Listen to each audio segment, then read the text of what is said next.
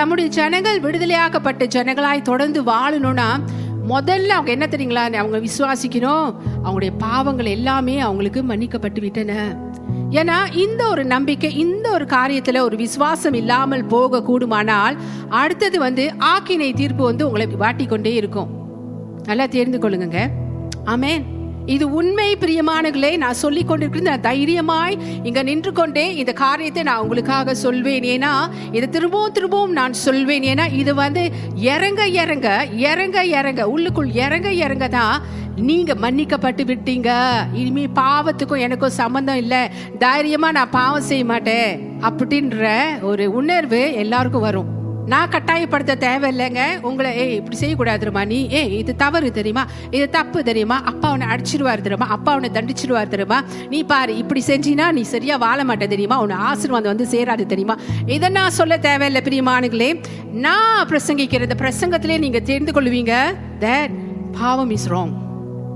உண்மைதானே?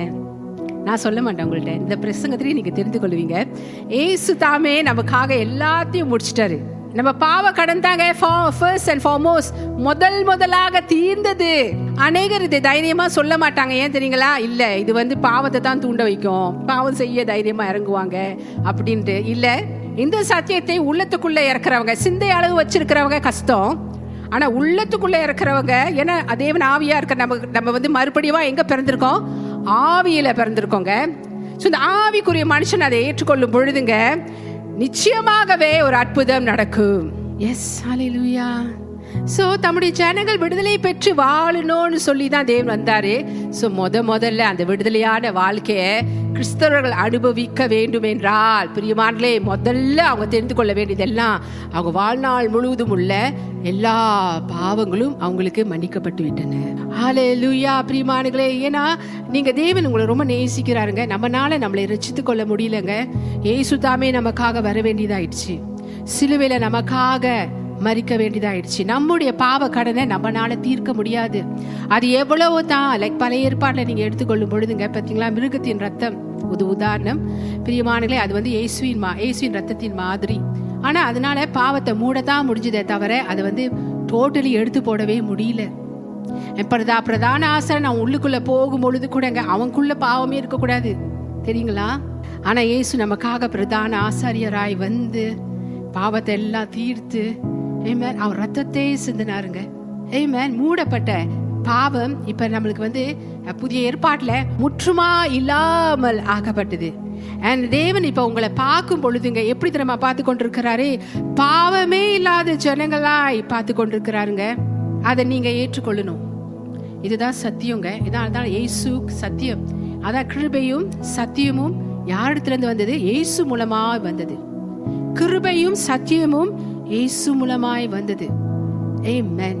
சோ நம்ம பாவம் எல்லாமே இயேசு மூலமாய் மன்னிக்கப்பட்டது. அவர் அந்த ரத்தம் சிந்துதல் மூலமாய் மன்னிக்கப்பட்டது. அது கிருபை பிரியமானவர்களே. அதே சத்தியம், இந்த சத்தியத்தை அறிய ஜனங்கள் விடுதலை ஆவாங்களே தவிர பாவத்துக்குள்ள இன்னும் போய் உட்கார மாட்டாங்க. ஏன்னா அதுக்கான பாவத்துக்கான தண்டனை இயேசு வாங்கி கொண்டாரு, தேவன் வாங்கி கொண்டாரு. ஆமென், ஹல்லேலூயா. நம்ம எவ்வளவுதான் பாவத்தை அறிக்கை செஞ்சாலும் கூடங்க நம்மளால மன்னிக்கப்பட முடியாது. ஆனா இயேசு சிந்தின ரத்தம் தான் அதுக்கு அந்த வல்லமே கொடுத்திருக்கு. நம்ம பாவம் எல்லாம் மன்னிக்கப்பட. சோ நம்ம தேவன்கிட்ட மன்னிப்பு கேட்கிறோம். ஏன்னா அது நம்மளுடைய இயல்பு. நம்ம மன்னிப்பு கேட்பது நம்மளுடைய இயல்பு. நம்ம யார் தப்பு பண்ணிட்டாலும் கூட ஒருத்தர் விரோதமா நம்ம செஞ்சுட்டாலும் கூட the first thing we say when we realize நம்மளுடைய தப்பை நம்ம உணரும் பொழுது நம்ம என்ன செய்வோம்? மன்னிச்சிடுங்க, என்ன மன்னிச்சிடுங்க அப்படிதானே சொல்றோம். So it's part of our life. அது ஸோ நம்ம தேவன்கிட்ட மன்னிப்பு கேட்கறது இயல்பு தான். ஆனா பிரியமானங்களே, அந்த மன்னிப்பை நீங்க கேட்கும் பொழுது கூட நீங்க நல்லா அறிந்து கொள்ளணும், நீங்க ஆல்ரெடி மன்னிக்கப்பட்டுட்டீங்க. ஆண்டவரே, நான் தெரிஞ்ச தப்பு எனக்கு தெரியும், அது என்ன வருத்தது தான், ஆனாலும் ஆண்டவரே நான் மன்னிக்கப்பட்டுட்டேன். காட் தேவனுக்கு உங்களை தெரிந்து கொண்டவர் ஒருத்தர் தான் இருக்காருங்க, உங்க தேவன். ஸோ அவர்கிட்ட நம்ம பாவம் மன்னிப்பு கேட்கும் பொழுது நம்ம பாவம் அழுது புரண்டுலாம் நம்ம கேட்க தேவையில்லைங்க. தப்பு தவறு நிமித்தம் தைரியமாய் கிருபாசன தண்டையில வர சொல்றாருங்க. தைரியமா வர சொல்றாரு. நம்ம இப்ப கிருபாசன தண்டையில எப்படி தங்களா தைரியமா வரும்? பாவத்தை அறிக்கை செய்த பிறகு அல்ல, மன்னிக்கப்பட்டு விட்டோம். பாவ சிந்தையோடு இனி நம்ம வர தேவையில்லை. மன்னிக்கப்பட்டு விட்டோம் என்ற சிந்தையோடு நம்ம வந்து கொண்டிருக்கிறோம். ஆமென், ஹல்லேலூயா. அதுதான் நம்மளை வந்து மன்னிக்கப்பட்டவர்களா இருக்கிறதுனால தான் கிருபாசனத்து அண்டையில நம்ம தைரியமா வர கடவோம் என்று எபிரேயர் 4:16 சொல்லுகிறது. நம்ம எல்லாருக்குமே பாவுணர்வு உள்ளவங்க தைரியமா தேவனோட சமூகத்துக்குள்ள வர முடியாது. ரொம்ப கூனி குறுகி முடியாது. இந்த சத்தியத்தை அறியாதவங்க அவங்க வந்து இன்னும் நினைச்சிட்டு இருப்பாங்க, ஓ போச்சுடா, நான் தப்பு பண்ணிட்டேன், அதனால தேவன் என் மேல நிச்சயமா எனக்கு ஒரு தண்டனை இருக்கு பிள்ளைக்கு, போச்சு, இதுக்கான ஒரு கான்சிக்வன்ஸ், ஒரு இது வந்து எனக்கு வந்து தேடிட்டு வரப்போகுது அப்படின்ட்டு பயப்படுவாங்க. இல்லை, நீங்க போங்க பிரியமானங்களே, தேவன சமூகத்துல தைரியமா ஒவ்வொரு நாளும் நீங்க போங்க. இயேசு மேல எப்பொழுதுமே நம்ம சார்ந்து கொள்ளலாம் பிரியமானங்களே. எந்த நேரத்திலும், எவ்வேளையிலும், எந்த நேரத்திலும் நம்மளை உதறி தள்ளவே மாட்டாரு. நம்மளை வந்து போ அப்படின்னு சொல்லவே மாட்டாரு. நம்மளை அணைக்கிறவர், எப்போதுமே அணைக்கிறவர். அணைக்கத்தாங்க வந்தாரு. ஆமென். நம்ம பாவங்கள் எல்லாமே நமக்கு மன்னிக்கப்பட்டு விட்டன. ஹல்லேலூயா. சோ சந்தோஷமா ஒவ்வொரு தடவையும் நீங்க வந்து தேவனை ஆராதிக்க வரும் பொழுது இந்த சிந்தையோடு வாங்க. இடம் முழுவதும் மகா பரிசுத்த ஸ்தலம். ஸோ நம்மளை பரிசுத்தமாக்கிட்டாருங்க, பரிசுத்தமாக்கி மகா பரிசுத்த ஸ்தலமாக்கிட்டாரு. நம்ம பாவத்தில் மன்னிச்சு ஏன் நம்ம மகா பரிசுத்த ஸ்தலமா இருக்கிறோம். இப்ப நம்ம தேவன் நமக்குள்ள வாசம் பண்ணி கொண்டிருக்கிறாரு, நம்ம கூடவே இருக்கிறாரு. ஹல்லேலூயா. இந்த சத்தியத்தை தெரிந்து கொள்ளுங்க பிரியமானங்களே. இந்த சத்தியம் போய் உள்ளுக்கு இறங்க பிரியமானங்களே. தேவன் உங்க மேல வச்சிருக்கிற அந்த அன்பு, தேவன் உங்களுக்கு கொடுத்திருக்கிற அந்த விடுதலைய நீங்க தெரிந்து கொள்வீங்க. மறுபடியுமா இந்த கட்டுக்குள்ள போய் உழவ மாட்டீங்க. நீங்களே கட்டுக்குள்ள போய் உழவ மாட்டீங்க. நீங்க விடுதலையான வாழ்க்கையை தான் நீங்க வாழ்வீங்க. ஸோ முத நம்ம எல்லாம் அறிய வேண்டியது, நம்ம பாவங்கள் அனைத்தும் நமக்கு மன்னிக்கப்பட்டு விட்டு சந்தோஷம். ஆமென். ஸோ நான் வந்து தேவனை ஆராதிக்கும் பொழுது என்னோட ஆராதனையில எந்த தடையும் இல்லை. நான் வந்து தைரியமாய் கிருபாசன தண்டையில வர, நான் தைரியமா இந்த ஆலயத்துக்குள்ள வந்து தேவனை நான் ஆராதிக்கிறேன். நான் துதிய ஆராதனை ஏறெடுக்கும் பொழுது எனக்கான காரியங்களை தேவன் சந்திக்கிறார். ஏன் தெரியுங்களா? நம்ம பாவங்கள் எல்லாமே நமக்கு மன்னிக்கப்பட்டு விட்டன. நியாயப்பிரமாணத்தை நம்பிக்கொண்டிருக்கிறவங்க என்ன சொல்லுவாங்க? உங்க ஜபம் தடையாயிடுச்சுன்னா, இல்ல உங்களுக்கு ஒரு வியாதி வந்துடுச்சுன்னா, எங்க தப்பு செஞ்ச, எங்க தவறு செஞ்ச, உட்காந்து தேவன்கிட்ட கேளு, எங்க தப்பு பண்ண, எங்க தவறு பண்ண, அதுல இருந்து மனம் திரும்பு, அதுல இருந்து ஒரு வாரம் தேவன்கிட்ட மன்னிப்பு கேளு, நீ சரியாயிடுவே, அடுத்து தேவனோட மன்னிச்சிடுவார்னு. இல்ல பிரியமானங்களே, இந்த மாதிரி நீங்க வாழ்ந்தீங்கன்னா ரொம்ப கஷ்டமான வாழ்க்கையாயிடும் பிரியமான. ஆனா கிருபை சொல்லுது, நீ மன்னிக்கப்பட்டாய் என்று சொல்லுது. வாழ்நாள் முழுவதும் நீ மன்னிக்கப்பட்டாய். ஸோ நீ வரும் பொழுது மன்னிக்கப்பட்ட சிந்தையோடு நீ வா. ஸோ நீ மன்னிக்கப்பட்ட சிந்தையோடு நீங்க வரும் பொழுதுங்க, நீங்க இயேசுவின் சிந்தையாய் நீங்க வரீங்க. மன்னிக்கப்பட்ட சிந்தையோடு நீங்க வரும் பொழுது பிரியமானவர்களே, நீங்க நீதிமான் என்ற சிந்தையோடு நீங்க வரீங்க. நல்லா தெரிந்து கொள்ளுங்க. ஏன்னா தேவன் நம்மளை பிதாவாக தேவனோடு இயேசு கிறிஸ்து நம்மளை அவர் சிந்தின ரத்தம் மூலமாய் ஒப்புரவாக்கி விட்டார். எப்படி ஒப்புரவாக்கினார்? நம்மளை நீதிமானாய் மாற்றினார். முதல்ல ஒப்புரவாக்குவதற்கு நம்ம பாவங்கள் எல்லாமே நமக்கு மன்னிக்கப்பட வேண்டும். அது அப்படியே நடந்தது. நம்ம எல்லாருமே நீதிமான்களாய் மாறினோம். சோ நம்ம தைரியமா ஒவ்வொரு தடவையும் நம்ம தேவ பிரசன்னத்துக்குள்ள வரும் பொழுது, நம்ம ஜெபிக்க போகும் பொழுது பிரியமானவர்களே, தைரியமாய் போவோம், தைரியமாய் வருவோம். சிலர் பலவிதமான வழிகளை வச்சிருக்கிறாங்க. சிலருக்கு இன்னும் அந்த சிந்தனை தான் ஓடும், இது வந்து பாவத்தை செய்ய தூண்டுமே. ரொம்ப லைட்டா சொல்றாங்க, லைசன்ஸ் கொடுக்கறாங்க பாவம் செய்யறதுக்கு. இல்லவே இல்லைங்க, இல்லவே இல்லை. இது தாங்க நான் உங்களுக்கும் எனக்கும் பொருத்தமான ஒரு வாழ்க்கை என்று இயேசு கிறிஸ்து நமக்காக வந்தாரு. இந்த வாழ்க்கை தான் நமக்கு பொருந்தோணும். ஏன்னா நம்மளை பத்தி நன்கு அறிந்தவர் தேவன் ஒருத்தர். ஏமேன். நமக்கு கொடுக்க வந்த வாழ்க்கையே இலகுவான வாழ்க்கை. ஏமேன். RESTful life. நீங்க ரெஸ்ட்ஃபுல் லைஃப் நீங்க வாழணும்னா பிரியமானங்களே, நீங்க முத நீங்க தெரிய வேண்டியது எல்லாமே புதிய உடன்படிக்கை பிள்ளைகளாக நம்ம யாரை விசுவாசிக்கிறோம்? இயேசு கிறிஸ்துவை தான் விசுவாசிக்கிறோம். ஸோ இயேசு கிறிஸ்துவை விசுவாசிக்கிறீங்க என்று நீங்க சொல்லும் பொழுது பிரியமானங்களே, நீங்க முத நம்ப வேண்டியது எல்லாமே உங்க பாவங்கள் அனைத்தும் உங்களுக்கு மன்னிக்கப்பட்டு விட்டன. என் ஜபத்துக்கு இனி எந்த தடையும் இல்லை. என் ஜபம் தாமதமானால் அந்த ஜபத் சரியாய் ஏற்ற நேரத்தில் தேவனுடைய சித்தத்தின்படி அது வந்து தேவன் வந்து பதில் கொடுப்பார். என்னோட அற்புதத்துக்கு தடை இல்லை. நிச்சயமா அந்த அற்புதம் என்னை வந்து சேரும். ஆமென். ஹல்லேலூயா. நான் கேட்டுக்கொண்டதே தேவன் நிச்சயமாக எனக்கு தருவார். ஏன் தெரியுங்களா? என் பாவம் எல்லாம் எனக்கு மன்னிக்கப்பட்டுட்டு எந்த தடையும் வாழ்க்கையில் இல்லை. தேவனிடத்திலிருந்து நான் பெற்றுக்கொள்வதற்கு. ஆமென். இது வந்து உங்களுக்கு இருந்து கொண்டே இருக்கும் பொழுது பிரியமானங்களே, இந்த சிந்தை தேவனை ரொம்பவும் சந்தோஷப்படுத்தும். ஏன் தெரியுங்களா? ஏன் பிதாவாகிய தேவன் இயேசு கிறிஸ்து உங்களுக்கு முடித்த வேலையங்க. நம்ம எல்லாருமே அதை கனப்படுத்துவதற்கு அழைக்கப்பட்டிருக்கிறோம், தெரிந்து கொள்ளப்பட்டும் இருக்கிறோம். ஸோ இதன் சிந்தையோடு நீங்க வரும் பொழுது பிரியமான நம்ம இயேசு முடித்த வேலையை கனப்படுத்துறோம். பிதாவாகிய தேவன் அதை ரொம்பவும் விரும்புகிறாருங்க நம்ம வாழ்க்கையில. ஹல்லேலூயா. ஸோ நம்ம எப்படிங்க தைரியமா அப்ப வரோம்? கிருபாசன தண்டையில மன்னிக்கப்பட்ட ஜனங்களாவா, அல்லது மன்னிப்பு கேட்ட பிள்ளைகள் மன்னிப்பு கேட்ட பிறகு தைரியமா வருமா? சிலர் நம்புறாங்க, இல்லை மன்னிப்பு நீ கேட்ட பிறகுதான் தேவன் உன்னை வந்து மன்னிப்பாரு, அதுக்கு பிறகுதான் நீ வந்து அநீதியிலேருந்து திரும்ப அநீதியெல்லாம் மாறி போய் நீதிமானாய் வருவாய். அப்படின்னா ஒவ்வொரு தடவையும் நீ மன்னிப்பு கேட்கும் பொழுது அது வந்து 1 யோவான் 1:9 இருக்கு. 1 யோவான் 1:9 வந்து நமக்கு உரியது இல்லைங்க பிரியமானங்களே, நல்லா தெரிந்து கொள்ளுங்க. நம்ம கிறிஸ்துவை ஏற்றுக்கொள்றோம் பார்த்தீங்களா, அதனாலே நம்ம எல்லா பாவங்களும் மன்னிக்கப்பட்டு விட்டன. நம்ம வந்து நீதிமானாய் ஆக்கப்பட்டு விட்டோம். சோ நம்முடைய பாவங்களை நாம் அறிக்கையிட்டால் பாவங்களை நமக்கு மன்னித்து எல்லா அநியாயத்தையும் நீக்கி சுத்திகரிப்பதற்கு அவர் உண்மையும் நீதியும் உள்ளவராய் இருக்கிறார். முத வராங்க பார்த்தீங்களா இயேசு கிட்ட, அவர் சொந்த ரட்சகராய் ஏற்றுக்கொள்றாங்க பார்த்தீங்களா, அவங்களுக்கானது தான் இது. கிறிஸ்தவர்களுக்கு வந்து இது இல்லைங்க. மறுபடியுமாய் பிறந்த இயேசு ஏற்றுக்கொண்டு மறுபடியுமாய் அப்புறம் தேவனை பின்தொடர்றாங்க பார்த்தீங்களா, தேவனே வழிபாட தேவனை பின்பற்ற ஆரம்பிக்கிறாங்க பார்த்தீங்களா இயேசுவே, அவங்களுக்கானது இது இல்லை பிரியமானங்களே. ஏன் தெரியுங்களா? நம்முடைய பாவங்கள் எல்லாவற்றையும் அந்த ஒரே தடவை கன்ஃபெஷன் தான். அது எப்ப நம்ம இயேசுவை ஏற்றுக்கொள்ளும் பொழுது, அதான் முத அண்ட் ஃபார் எவர். அந்நாளிலிருந்து நீங்க வந்து கிறிஸ்துக்குள்ள புது சிருஷ்டி ஆயிட்டீங்க. பாவங்களை அனைத்தும் உங்களுக்கு மன்னிக்கப்பட்ட ஜனங்களாய் நீங்க மாறிட்டீங்க. ஸோ நம்முடைய பாவங்களை நாம் அறிக்கையிட்டால் அது வந்து அவிசுவாசிகளுக்கு இங்க போல் சொல்லப்படுகிறது. இந்த வசனம் தெரிந்து கொள்ளுங்க, கிறிஸ்தவர்களுக்கு இல்லை. ஆனாலும் இன்னைக்கு கிறிஸ்தவர்கள் இதை பயன்படுத்தி கொண்டிருக்காங்க. ஏன் தெரியுங்களா? இன்னொரு கட்டத்தில் பாருங்க, நமக்கு மன்னித்து எல்லா அநியாயத்தை நீக்கி நம்மை சுத்திகரிப்பதற்கு அவர் உண்மையுள்ளவராய் நீதியும் உள்ளவராய் இருக்கிறார். ஸோ ஆங்கிலத்தில் கொஞ்சம் பார்ப்போமா? If we confess our sins, He is faithful and just to forgive us our sins and to cleanse us from all unrighteousness. So ஒரு தடவை நம்ம இயேசு கிறிஸ்துவை ஏற்றுக்கொண்ட பிறகுங்க, நம்ம ஆல்ரெடி மன்னிக்கப்பட்டு நம்ம வந்துட்டு பரிசுத்தமான்களாய் ஆகி நம்ம வந்து நீதிமான்களாய் ஆக்கி விட்டோம். ஸோ நீதிமான்களாய் நம்ம ஆக்கப்பட்டபடியினால பிரியமானுங்களே, தவறு செய்தா நம்ம திரும்ப அநீதிமானா ஆக மாட்டோம், அன்ரைச்சஸா ஆக மாட்டோம். அன்ரைச்சஸ்னஸ் நம்மள்ட்ட அநீதி இனி இல்லை. அன்ரைச்சஸ்னஸ் அது வந்து தமிழ்ல வந்து அநியாயம். ஸோ நம்ம அநியாயம் இல்லை நம்மள்ட்ட இனி, ஏன்னா நம்ம மன்னிக்கப்பட்டு விட்டோம். அதனால தான் நான் சொல்றேன், கிறிஸ்தவர்களுக்கு இந்த வசனம் இல்லை. ஹல்லேலூயா. கிறிஸ்தவர்களுக்கு வந்து 1 யோவான் 1:7 மாத்திரமே. ஏன்னா நான் ஒரு தடவை போதிச்சுட்டா எல்லாமே உங்களுக்குள்ள இறங்கிறாரு தெரியுங்களா. நான் திரும்ப சொல்லும் பொழுது அது போய் இறங்க தாங்க. அதை நீங்க கேட்க சத்தியத்தை அறிவீர்கள், சத்தியம் உங்களை விடுதலையாக்கும். அதை கேட்க தான் உண்மையான விடுதலை வருகிறது.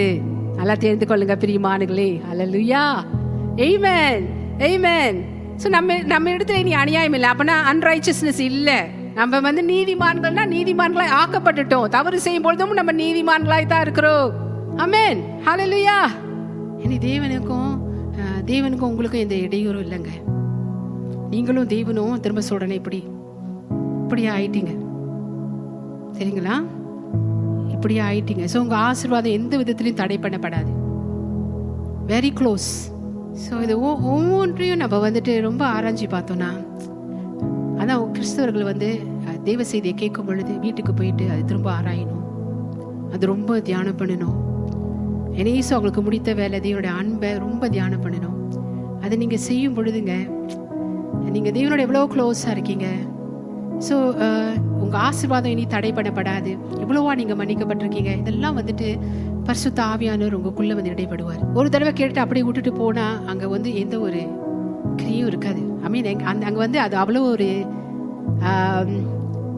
இது இருக்காதுங்க. ஏன்னா அங்கே தேவன் வந்து ஏன்னா நீ கேட்டுட்டீங்க, ஓகே சரி எனக்கு தெரிஞ்சுட்டு ஓகே எனக்குன்னு ஒரு ஆலயம் வேணும், நான் போய் ஆராதிக்கணும், நான் வந்து இந்த சபையில் இருந்துட்டேன், இந்த சபையை விட்டு நான் எங்கேயும் போக முடியாது அப்படின்னு நம்ம வந்துட்டு போயிட்டு இருந்தோன்னா அது ஒரு வேற இது. ஆனால் அது அங்கே போதிக்கப்படுற அந்த மெசேஜை நீங்கள் கேட்டு அதை போயிட்டு அதை வந்துட்டு உங்கள் உரிதத்துக்குள்ளே போய் தியானம் சிந்தையில் வச்சு அதை தியானம் பண்ணுறீங்க பார்த்தீங்களாங்க.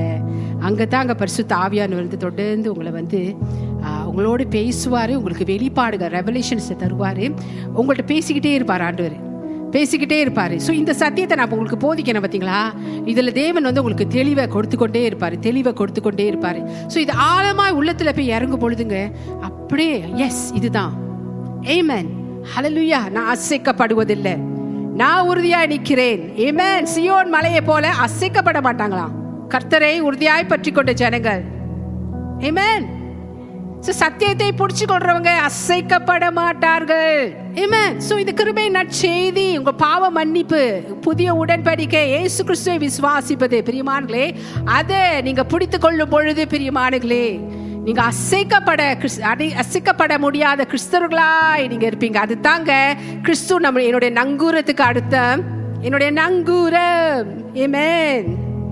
என் பிரச்சனை மத்தியில நான் அமைதியா இருப்பேன். இயேசு என்னுடைய நங்கூரம். ஆனா தவறு செஞ்சுட்டு இந்த தவறுக்கு மன்னிப்பு கேட்கணும் அப்படின்னு நினைக்கிறவங்க வந்து இதை வந்து நிச்சயமா உறுதியாய் சொல்ல மாட்டாங்கங்க. ஏன்னா அவங்களுக்கு தெரியும், ஏன்னா மன்னிக்கப்படாட்டினா முடியாது. எப்படி இயேசு எனக்கு நங்கூரமா இருப்பாரு?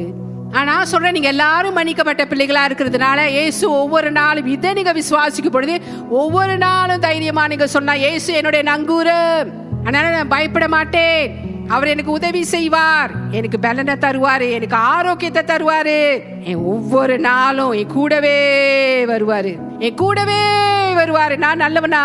அதனாலயா? இல்ல நான் மன்னிப்பு கேட்டுட்டேன் அதனாலதான் அவர் என் கூட வருவாரு. அப்படியா? இல்ல நான் மன்னிக்கப்பட்டுட்டேன், என்னை கழுவி சுத்திகரிச்சிட்டாரு, நான் அவருடைய பிள்ளை, என் கூடவே வந்துட்டே தான் இருப்பாரு.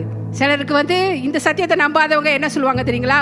ஒரு பிரச்சனை வந்துட்டுனா, ஓ தேவனை கைவிட்டுட்டாரு அப்படின்னு சொல்லிடுவாங்க. ஓ நான் என்ன தவறு பண்ணினேன், ஏன் தேவன் என்ன கைவிட்டுட்டாரு? கிறிஸ்தவர்களாகிய நாம் இனிங்க நான் சொல்ற பிரகாரம் பாவங்கள் அனைத்தும் நமக்கு மன்னிக்கப்பட்டபடினால நான் என்ன தவறு செஞ்சேன் என்ற கேள்வியை நீங்க கேட்க கூடாதுங்க. ஏன் இது எனக்கு நேர்ந்தது அந்த கேள்வியும் நீங்க கேட்க கூடாதுங்க. ஒண்ணுதான் நீங்க சொல்லணும், நான் மன்னிக்கப்பட்டுட்டேன், தேவனின் நங்கூரம், அவர் என் கூட தான் இருக்கிறாரு, என் கூடவே தான் வருவாரு. பாடல்களை ரொம்ப ரசித்து நம்ம கேட்கிறோம், அது உற்று கவனித்து நீங்க கேட்கும்போது ஃபாதர் பெக்மனோட பாட்டு நிறையவே இருக்குங்க, நல்லா உற்று கவனித்து கேளுங்க. எங்க அதே போதுங்க, அது உங்களை வாழ்க்கையில கிருபை நற்செய்தியை ஒட்டி அந்த பாடல்களை நீங்க கேட்கும் பொழுது பிரியமானங்களே, அது எவ்வளோ உங்களை வந்து ரொம்ப நிச்சயத்துக்குள்ளாக அது அப்படியே உங்களை உறுதிப்படுத்தும் பிரியமானங்களே. கிறிஸ்துக்குள்ள உங்களை அப்படியே உறுதிப்படுத்தும், நம்பிக்கையை கொடுத்து கொண்டே தான் இருக்கும். அந்த பாடலோடைய மெட்டு, அந்த பாடலோட இசை, அந்த பாடலோட டியூன், இந்த பாடல் ரொம்ப நல்லா இருக்கு, அதை மட்டும் பார்க்காதீங்க, இந்த பாடலோட கருத்தை நீங்க பாருங்க, அது கிருபை நற்செய்திக்குள்ள வந்து சேர்த்து பாருங்க. நான் கொடுக்கிற அந்த தேவ செய்தியோடு சேர்த்து பாருங்க. ஓ ஹல்லேலூயா. பரிசுத்த ஆவியானவர் நிறைய காரியங்களை உங்க கூட பேசிக்கிட்டே இருப்பாரு.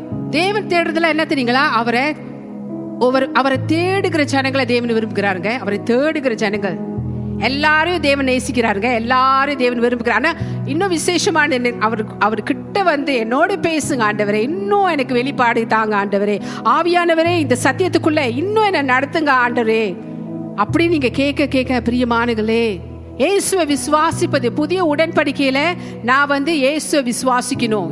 நம்ம எல்லாரும் எதை விசுவாசிக்கணும்? இயேசுவை தான் விசுவாசிக்கணும். அப்ப நான் இயேசுவை தான் விசுவாசிக்கிறேனா, என்னோட விசுவாசம் எப்படி இருக்கு? இயேசுவை நான் எப்படி விசுவாசிக்கிறேன்? ஹல்லேலூயா. ஆமென். இயேசுவை நான் எப்படி விசுவாசிக்கிறேன் ரொம்ப முக்கியங்க பிரியமானங்களே.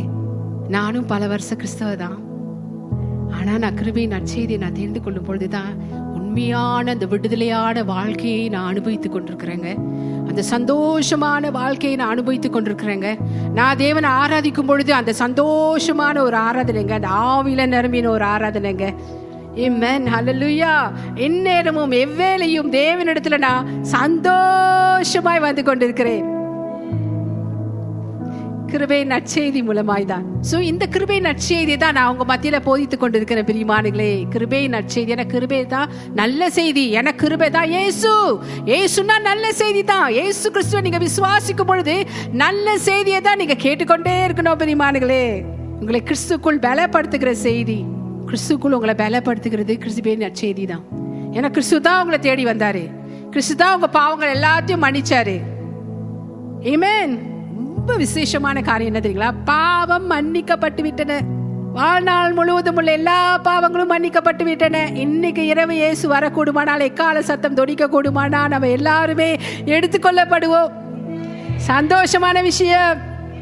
ஏத்துங்க, நம்ம கிறிஸ்து மூலமாய் பரிசுத்தவான்களா இருக்கிறோம், மன்னிக்கப்பட்ட ஜனங்களா இருக்கிறோம், பரிசுத்தவான்களா இருக்கிறோம், நீதிமான்களா இருக்கிறோம், தேவனோடு ஒப்புரவாக்கப்பட்ட ஜனங்களா இருக்கிறோம். அல்லேலூயா. எல்லா மகிமையும் என் ஆண்டவராக இயேசு கிறிஸ்து ஒருவருக்கே. நீ எடுத்துக்கொள்ளப்படுவியா? ரப்சர் வந்துட்டு இருக்கு, நீ எடுத்துக்கொள்ளப்படுவியா? தயவு செய்து அந்த செய்தியை, நல்ல செய்தியா இருந்தா கேளுங்க. உங்களே காட்டுற செய்தியை எடுக்காதீங்க. நான் தைரியமா இங்க நின்று உங்ககிட்ட சொல்றேன். 1 தெசலோனியர் 5வது அதிகாரம் 20-21. தீர்க்க தரிசனங்களை அற்பமாய் எண்ணாதிருங்கள், எல்லாவற்றையும் சோதித்து நலமானதை பிடித்துக் கொள்ளுங்கள். Despise not prophesying, okay? Despise not prophesying. Prove all things. Hold fast that which is good. Hold fast. இப்ப நான் உங்களுக்கு கொடுத்து கொண்டிருக்கிற இந்த வசனம் வந்து குட், நல்லதுங்க, நன்மையானதை நலமானதை பிடித்துக் கொள்ளுங்கள். எது சொன்னாங்க? நீ 10 நாள் உபவாசம் எடுக்கணும், அப்பதான் தேவன் ஜெபத்தை கேட்பாரு. ஓகே, இது ஒண்ணு நான் சொல்றேன்.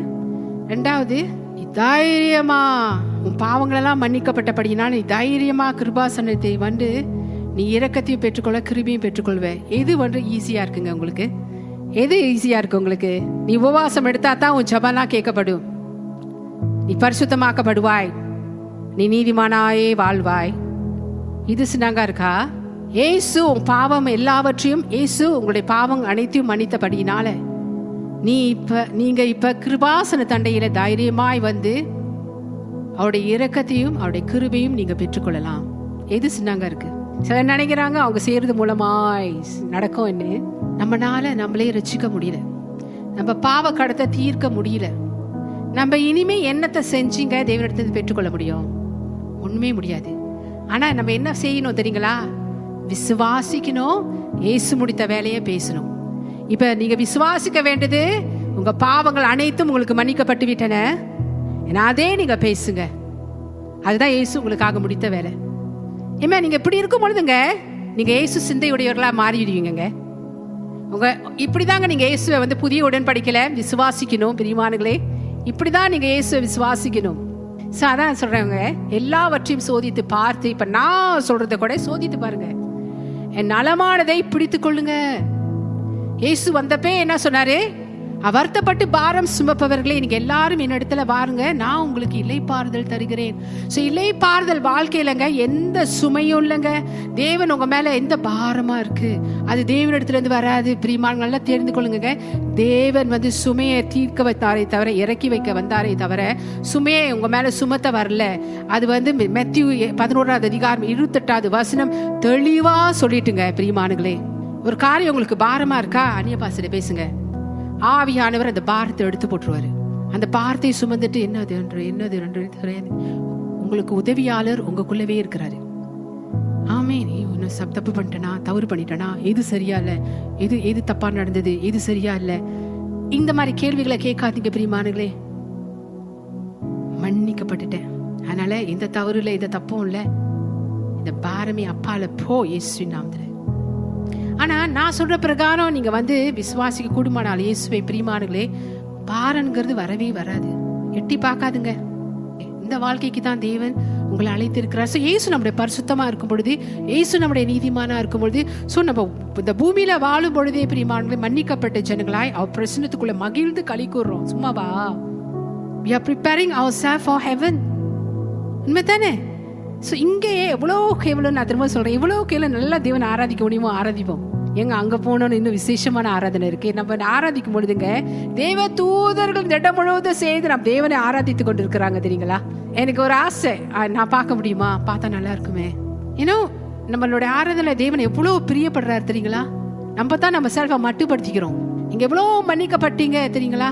அதனாலதான் தேவன் வந்து உங்க ஆராதனை ரொம்ப பிரியமா இருக்கிறாருங்க. ஆனா நம்ம இல்ல, ஏதோ தவறு பண்ணிட்டேன், ஐயா அந்த தவறு பண்ணிட்டேன், அந்த தப்பு பண்ணிட்டேன், அப்படி இருக்கக்கூடாது அப்படி சொல்லிட்டு வருத்தத்தோடு வரீங்க ஆலயத்துக்குள்ள. இல்ல, அப்படி நடந்திருந்தாலும் கூட அந்த வருத்தத்தோடு வராதீங்க. எல்லாம் செட்டில் ஆகிட்டு வாங்க. எப்படி? நான் சொல்ற பிரகாரம். ஆமென். தேவன் வந்து நமக்கு பாரத்தை கொடுக்க வரல, பாரத்தை எடுத்து போட தான் வந்தாரு. And Matthew 11:28 சொல்லுது, and இனி உன் மேல பாவம் இருக்கு, உன் மேல குற்றம் இருக்கு, உன் மேல குறை இருக்கு, தேவன் காட்டவும் மாட்டார். ஏன் தெரியுங்களா? நீங்களாம் முழுக்க முழுக்க மன்னிக்கப்பட்டுட்டீங்க. இப்ப நீங்க எல்லாம் பிதாவாகிய தேவன் உங்களை பார்க்கும் பொழுது எப்படி தெரியுமா பார்ப்பாரு? இயேசு சிலுவையில உங்களுக்கு முடித்த வேலையை வச்சுதான் உங்களை எல்லாத்தையும் பார்த்துட்டு இருக்காரு, என்னையும் கூட. இவ்வளவு நல்லா இருக்குல்ல, இவ்வளவு நல்ல தேவன். இதுதாங்க நல்ல தேவன் என்பதற்கு அர்த்தம். நல்லவர், என்றுமே என்றுமே நீங்க நல்லவர் ஐயா, என்னால் முடியாததே நீங்க தீர்த்து வைத்தீங்க. ஓ ஹல்லேலூயா. சந்தோஷமா உங்க மத்தியில பிரசங்கம் பண்றேங்க. ஆமென். ஏன்னா இந்த சத்தியத்தை நான் நம்ப இந்த சத்தியம் என்னை சந்தோஷமா நடத்தி கொண்டு போகுது. இந்த வாழ்க்கையை உங்களுக்கு கொடுக்கறதுக்கு தான் இயேசு வந்தாருங்க. நீங்க சந்தோஷமா இருக்கணும்னா சரியான சத்தியத்தை நம்புங்க பிரியமானங்களே. நீங்க எடுத்துக்கொள்ளப்படுவீங்க இயேசுவின் வருகையில. நான் சொல்றேனே, இங்க எல்லாரும் இயேசு கிறிஸ்துவை சொந்த ரட்சகராய் ஏற்றுக்கொண்ட நீங்க எடுத்துக்கொள்ளப்படுவீங்க. சோ தயாரா? வராரு, ஜாக்கிரதை. என்ன சொல்லுவாங்க? எச்சரிக்கை, என்னென்னமோ வார்த்தை, வார்னிங்னு சொல்றாங்க. நம்ம எப்பொழுதும் போல போவோம். நம்ம வேலை செஞ்சுட்டு இருப்போம் வீட்டில், இல்லை நம்ம பாத்ரூம்ல குளிச்சுட்டு இருந்திருப்போம், இல்லை நம்ம தூங்கிட்டு இருந்திருப்போம், இல்லை நம்ம வேலை மோட்டோவில் போயிட்டு இருப்போம், இல்லை காடியில் போயிட்டு இருப்போம், இல்லை பறந்து போயிட்டு இருப்போம். ரப்சை எப்போ வந்தாலும் நம்ம எடுத்துக்கொள்ளப்படுவோம். சந்தோஷம் இல்லை? பயப்படவே தேவையில்லைங்க. நான் எடுத்துக்கொள்ளப்படுவேனா, எடுத்துக்கொள்ளப்பட மாட்டேனா? நல்லா இருக்குல்ல? Amen. I love my Jesus. நான் உங்களுக்கு பிரவர்த்திக்கிற இந்த இயேசு நான் ரொம்ப நேசிக்கிறேங்க. Amen. இந்த வாழ்க்கையில தேவன் ரொம்ப நல்லவர். Amen. Hallelujah. அதனால நம்முடைய வாழ்க்கையிலங்க நம்முடைய பாவங்கள் எல்லாம் நமக்கு மன்னிக்கப்பட்டு விட்டன என்று நம்ம விசுவாசிக்கும் பொழுதுங்க, நம்ம நீதிமான்களா இருக்கிற நிச்சயம் நம்மளுக்கு கிடைச்சிட்டு, நிச்சயம் நமக்கு கிடைச்சிட்டுங்க. அதனால பிரியமானங்களே, நம்ம தவறு செய்யும் பொழுது இந்த குற்ற மனப்பான்மை அல்லது ஆக்கினை தீர்ப்புக்கு நம்ம இடம் கொடுக்கவே கூடாது. எடுத்துக்கொள்வோமா? ரோமர் 8:1. ஆனபடியினால் கிறிஸ்து இயேசுக்குட்பட்டவர்களாய் இருந்து மாம்சத்தின்படி நடவாமல் ஆவியின்படி நடக்கிறவர்களுக்கு ஆக்கினை தீர்ப்பு இல்லை. பிரியமானங்களே, இந்த 2வது வரி தெரியுங்களா? ஆவியின்படி, மாம்சத்தின்படி நடவாமல் ஆவியின்படி நடக்கிறவர்களுக்கு. இங்கேயும் ஒரு நிபந்தனை இருக்குங்க. அப்பதான் உங்களுக்கு வந்து இங்க வந்து உங்களுக்கு வந்து நீங்க வந்து உங்களுக்கு என்னதுன்னா ஆக்கினை தீர்ப்பு இல்லைன்னு. எப்படின்னா மாம்சத்தின்படி நடக்காத இருக்கிறவங்க, ஆவியின்படி நடக்கிறவங்க. ஆக்சுவலி நீங்க எடுத்துக்கொண்டீங்கன்னா இந்த வசனம் எல்லா வேதத்திலையும் இது இல்லை. முதல்ல ஆங்கிலத்தில் எழுதப்பட்ட, கிரேக்க மொழியில எழுதப்பட்ட வேதத்துல இந்த வசனம் இல்லை, இந்த 2 வரி இல்லை. சாரி. ஆனபடியினா கிறிஸ்து இயேசுக்குட்பட்டவர்களாய் இருந்து அவர்களுக்கு ஆக்கினை தீர்ப்பு இல்லைன்னு தான் வருது. அந்த மேல இருக்கிறீங்களா, மாமிசன்படி நடவாமல் ஆவின்படி நடக்கிறவர்களுக்கு. இது வந்து சில ஆங்கில பைபிள்லயும் இல்லை. அண்ட் முத எழுதப்பட்ட கிரேக்க பதத்துல இது இல்லவே இல்லை. அப்பனா நமக்கு வந்து என்ன தெரியுங்களா இருக்கு? There is therefore now no condemnation to them which are in Christ Jesus. அவ்வளவுதான். அப்பனா கிறிஸ்துக்குள் நமக்கு இருக்கிறோம் பார்த்தீங்களா? கிறிஸ்துக்குள் நம்ம இருக்கிறோம் பார்த்தீங்களா? நமக்கு ஆக்கினை தீர்ப்பு இல்லை. கிறிஸ்டியன் லிவிங், அப்பனா கிறிஸ்துவ வாழ்க்கை அவங்க எப்படி வாழணும் அப்படின்னு சொல்லி இது ஒரு நிபந்தனையா கொண்டு வராங்க. இதை கொண்டு வரும் பொழுது ஜனங்க தடுமாறி போறாங்க. அதனால தான் அவங்களுக்கு தெரியுமா, அவங்க வந்து என்ன நினைக்கிறாங்க? அவங்க மேல தவறு இருந்து கொண்டே இருக்கு, தப்பு இருந்து கொண்டே இருக்கு. அதனால தான் தேவன் ஜெபத்தை கேட்க மாட்டாரு. அதனால தான் அவங்க ஆசீர்வாதத்தை பார்க்க முடியல. இல்லவே இல்லை பிரியமானங்களே, நல்லா தெரிந்து கொள்ளுங்க. இந்த வசனத்தை எடுத்து தான் பிரியமானங்களே என்ன பண்றான் எதிராளி? தவறு செய்றவங்களை வந்துட்டு அவங்களுக்கு வந்துட்டு ஆக்கினை தீர்ப்பை கொண்டு வருகிறான். ஆனா ஒரு கிறிஸ்தவன் மறுபடியுமாய் பிறந்தவன், நம்ம பாவம் எல்லாம் மன்னிக்கப்பட்டு விட்டன என்று அதுல உறுதியாய் நின்று அதில் நடக்கிறவன், அவனுக்கு வந்து ஆக்கினை தீர்ப்பு இல்லையா? ஏன்னா நீங்க கிறிஸ்துக்குள் இருக்கிறபடினால. ஸோ இதே தான் இயேசு வந்து அந்த அந்த அந்த விபச்சாரிட்ட சொல்லுவாரு பார்த்தீங்களா? கையுமையுமாய் பிடிக்கப்பட்ட அந்த விபச்சாரி இடத்துல. அப்ப அவரை கொண்டு வந்து அவனுக்கு வந்து இயேசு வந்து குற்றச்சாட்டு கொண்டு வரதுக்கு தான், குற்றம் சுமக்க தான் கொண்டு வந்தானுங்க அவளை. இதுக்கு என்ன பதில் சொல்றாருன்னு. ஆனா தேவன் அப்படியே திருப்பி போட்டாரு பார்த்தீங்களா பிளேட்டை. ஒருத்தன் கூட கல் எறிய முடியாம போயிடுச்சுங்க. நல்ல ஒரு காரியங்க அது, தெரியுங்களா? உண்மையில் யார் ஒருத்தன் மேல பாவம் இல்லையோ அவன் கல்ல தூக்கி எறிங்க, அவன் மேல வீசுங்கன்னு. ஸோ அவன் யாருனாலையும் அந்த கல்லை வீச முடியுது. ஆனா ஒருத்தர் மாத்திரங்க வீசிருக்கலாம், அதுதான் நம்ம தேவன். ஆனா அவர் அதை செய்ய விரும்பல. அவனுங்க வீசனோடு இருந்தானுங்க, அவனுங்கனால வீச முடியல. ஏசுனால வீச முடியும், கல்லை எறிய முடியும் அவன் மேல. ஆனா ஏசு கல்லை எறிய விரும்பல. அவர் என்ன சொன்னாரு? நானும் உன்னை ஆக்கினைக்குள்ளாக தீர்க்கல, போ, இனி பாவம் செய்யாத, ஸோ கிறிஸ்துவலாகிய நம்ம வந்து என்ன தெரியுங்களா, நமக்கு பாவங்கள்லாம் நமக்கு மன்னிக்கப்பட்டு விட்டன. அடுத்தது தேவன் குற்ற மனப்பான்மை, ஓகே, ஆக்கினை தீர்ப்பை நமக்கு கொடுக்கறது இல்லை. ஆக்கினை தீர்ப்பை நமக்கு கொடுக்கறது இல்லை. நம்ம பாவங்கள் எல்லாம் மன்னிக்கப்பட்டு விட்டன. ஸோ தேவன் நம்மளை வந்து இனி ஆக்கினை தீர்ப்பு நமக்கு இல்லை. நம்ம கிறிஸ்துக்குள்ள இருக்கிறதுனால பாவத்தின் நிமித்தம் இனிமேல் நமக்கு ஆக்கினை தீர்ப்பு இல்லைங்க, கண்டாமினேஷன் இல்லை நம்மளுக்கு. ஸோ இந்த கிஃப்ட் அது வந்து ஒரு ஈவா தேவன் நம்ம எல்லாருக்குமே கொடுத்துருக்கிறாரு. ஸோ அதன் மூலமா இனி நம்ம போய் பாவம் செய்யாதபடிக்கு வல்லமையையும், அது இயேசுவே சொல்லும் பொழுது அவள் பாவமே செய்யாதபடிக்கு அந்த வல்லமையை தேவன் அவளுக்கு கொடுக்கிறாருங்க. ஹல்லேலூயா. ஸோ நம்மளை சும்மா விட்டுருவாரா? இனி ஏன் தெரியுங்களா அப்படி இயேசு சொன்னார்? ஏன்னா அவளுடைய பாவத்தை இயேசு தான் சுமக்க போறாரு. ஆமென். இயேசு நான் இன்னும் சிலுவைக்கு போல, எவ்வளவு பெரிய விடுதலை தருமா அவளுக்கு. ஆமென். ஹல்லேலூயா. இதனால நம்ம வந்து பிறர் நம்ம குற்றம் சொல்ல முடியாதுங்க. ஏன்னா குற்ற கண்களை தேவன் பார்ப்பதில்லை. குற்றம், இவன் என்ன குற்றம் செய்கிறான், இவன் என்ன தவறு செய்கிறான் தேவன் பார்க்கறதுனால பிறரையும் நம்ம அந்த மாதிரி பார்க்க கூடாது. நம்ம எல்லாம் இயேசு இருக்கிற வண்ணமா இருக்கிறோம் பூமியில. ஆமென். ஹல்லேலூயா. ஹல்லேலூயா. பிறரை குற்றம் சொல்லும்போது நம்மளை நாமே கவனிச்சுக்கோம். இந்த வசனம் நமக்கு வரட்டும். இயேசு அதானே சொன்னாரு, உனக்குள்ள உங்களுக்குள்ள பாவம் இல்லாதவன் எவனோ அவன் கல்லை எடுத்து வீசுங்க. ஸோ பிறர் நம்ம குற்றம் சொல்லும் பொழுது நம்மளும் கொஞ்சம் கவனமா இருப்போம். ஏன்னா நம்ம யாருமே அப்படி சொல்லக்கூடாது. அவங்க தேவனோட பிள்ளை. குற்றக்குறைய பார்ப்போமா, தேவன்கிட்ட சொல்லிட்டு அவங்களுக்கு ப்ரே பண்ணிட்டு போயிட்டே இருப்போம். ஆனால் கொடுத்து பேசக்கூடாது. ஆமென். சிலருக்கு வந்து அவங்க ரொம்ப சரி, இவங்க முடியாது. என்னோட ஜெபம், ஏன் ஜெபத்தை வெல்வதற்கு யாருமே இல்லை. என்ன மாதிரி யாராச்சும் முழங்காலே நிற்பாங்களா? என்ன மாதிரி யாராச்சும் இந்த மாதிரி ஜெபம் பண்ணுவாங்களா? என்ன மாதிரி. ஆனா அவங்களுக்கு தெரியல, இயேசு இவங்க பாவத்துக்காக மரித்து இயேசு இவங்களை முற்றுமாய் கழுவின பிறகு பாவத்திலிருந்து விடுதலையாக்குனால தான் அவங்க வந்து தைரியமா வந்து அவங்க ஜெபிக்க முடியுது. தேவனுடைய சமூகத்தில் இயேசுவோட நாமத்தை உச்சரிக்க முடியுது. தேவனுடைய ஆசீர்வாதத்தை பெற்றுக்கொள்ள முடியுதுன்னு தெரிய மாட்டுதுங்க உங்களுக்கு. எங்க நம்ம எல்லாருக்குள்ளயும் தவறு இருக்குங்க, அது தேவன் பார்க்கறது இல்லைங்க. இயேசுவோட ரத்தத்தை தான் நம்ம மேல பார்த்துட்டு இருக்காருங்க. தேவன் தொடர்ந்து நம்மளுடைய தவறை பார்க்க கூடுமானாலுங்க நம்ம யாருனாலையும் கிறிஸ்தவ வாழ்க்கைய வாழ முடியாது. பால் சொல்றாருல, நல்ல ஒரு விசுவாச ஓட்டத்தை ஓடுன்னு. உங்க விசுவாசம் இயேசு மீது எப்படி இருக்கு? புதிய உடன்படிக்கையில இயேசுவை எப்படி நீங்க விசுவாசித்து கொண்டு இருக்கீங்க? அதன் பிரகாரம் தான் உங்களுடைய விசுவாச ஓட்டம் வந்து வெற்றிகரமாய் முடியுங்க. நல்லா தெரிந்து கொள்ள பிரியமானவர்களே, நீங்க சரியாய் விசுவாசிக்கும் பொழுது சரியாய் நம்ம எல்லாருமே வாழுவோம். நல்ல ஒரு விசுவாச ஓட்டத்தை நம்ம ஓடுவோம். ஆமென். ஏன்னா நம்ம முன்ன யார் இருக்கா? இயேசு. முன் செல்லுவோம். இயேசு முன் செல்கிறார்.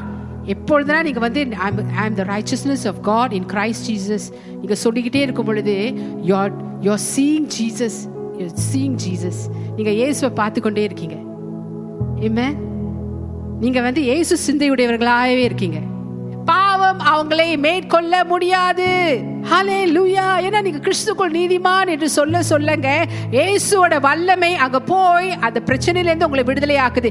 நீங்க தவறு செய்யும் பொழுது கூட, பிரியமானவர்களே, தவறு செய்யும் பொழுது கூட நான் கிறிஸ்துக்குள் நீதிமான் என்று நீங்க அறிக்கை செய்றீங்க பாத்தீங்களா? நீங்க வந்து குற்றம் ஆக்கினை தீர்ப்புக்கு இடம் கொடுக்காதபடிக்கு, ஹல்லேலூயா, குறி மேல பார்க்கும் பொழுது நீங்க தடுக்க முடியாதான? தலையில வந்து கூடு கட்ட விடுவீங்களா? முடியாது. அதே போலதான் பாவ சிந்தை வந்துகிட்டே தான் இருக்கும். பாவ செய்ய தூண்டுதல் வந்துகிட்டே தான் இருக்கும். கிளாப்புக்கு போலாமா, தண்ணி அடிக்கலாமா, ஆடி பாடி ஆனந்தமா இருப்போமா, அதை நீங்க தடுக்க முடியும். எப்படி தெரியுங்களா நீங்க தடுக்க முடியும்? அந்த மாதிரி சிந்தை வர்றதுக்கு கூட சிலவங்க சொல்லுவாங்க, இந்த மாதிரி சிந்தை உண்மையான கிறிஸ்தவன் இந்த சிந்தை கூட உனக்கு வரக்கூடாது. ஏன் இந்த சிந்தை உனக்கு வந்தது? மகனே உன்னை நீ ஆராய்ந்து பார். குற்ற மனப்பான்மை வருது பார்த்தீங்கன்னா, நீ கிறிஸ்தனா இருந்து எப்படி உனக்கு இந்த சிந்தை வரலாம்? அந்த நேரத்தில் அவங்க என்ன மன்னிக்கணும்? அந்த ஆக்கினை தீர்ப்பு, அது தாங்க கண்டாமினேஷன். ஓகே, அது வந்துட்டு அந்த நேரத்தில் அந்த கண்டாமினேஷன் மத்தியிலும் அவங்க வந்து இல்லை, நான் கிறிஸ்துக்குள் நீதிமான் என்று அறிக்கை செய்ய முடியுதுங்க. இயேசுவோட வல்லமை அங்கே வந்து அவங்களை விடுதலை ஆக்குதுங்க. அந்த செயல்ல அவங்க ஈடுபடாதபடிக்கு. அப்படிதான் இந்த சிகரெட் குடிக்கிற பழக்கம், இந்த தண்ணி குடிக்கிற பழக்கம், இன்னும் என்னென்ன கெட்ட பழக்கங்கள் இருக்கு, எல்லாமே படிப்படியா இந்த கன்ஃபெஷன் மூலமா தான் முடியும். ஏன் தெரியுங்களா? இயேசு தான் அவங்களை நீதிமானா ஆக்குனாரு. சோ நம்ம வாழ்க்கையில பாவத்திலிருந்து விடுபடணுமா, கெட்ட பழக்கங்கள்ல இருந்து விடுபடணுமா, இளைப்பாறுதலான வாழ்க்கைக்கு தான் தேவன் உங்களை அழைத்திருக்கிறார். ஏன்னா நீங்க இப்ப கிறிஸ்துக்குள் இருக்கீங்க, கிறிஸ்துவோடு உன்னதங்கள்ல அமர்ந்து இருக்கீங்க. இந்த சத்தியத்தை ஒரு தேவ பிள்ளை அனுதினமும் அவன் தியானிக்கும் பொழுது, இந்த சத்தியத்தை அவன் அறிக்கை செய்யும் பொழுது பிரியமானங்களே, விடுதலையான கிறிஸ்துவ வாழ்க்கை தான் நீங்க வாழ்வீங்க. டல்லு, இந்த நோ மூட்டு, நேரம் தான் நான் சர்ச்சுக்கு போவேன், எனக்கு பிடிச்சா போவேன், சந்தோஷமா இருந்தா போவேன், எனக்கு சந்தோஷம் இல்லைன்னா நான் போக மாட்டேன், நான் ஏன் போகணும், ஏனோ அந்த மாதிரியான சிந்தையெல்லாம் கிறிஸ்தவனுக்கு இருக்காது. இயேசுவை முழுக்க முழுக்க நான் சொல்ற பிரகாரம் கிருபை, அவருடைய நன்மை, அவருடைய அதை ருசிக்கிறவங்க இப்படிலாம் பேசவே மாட்டாங்க.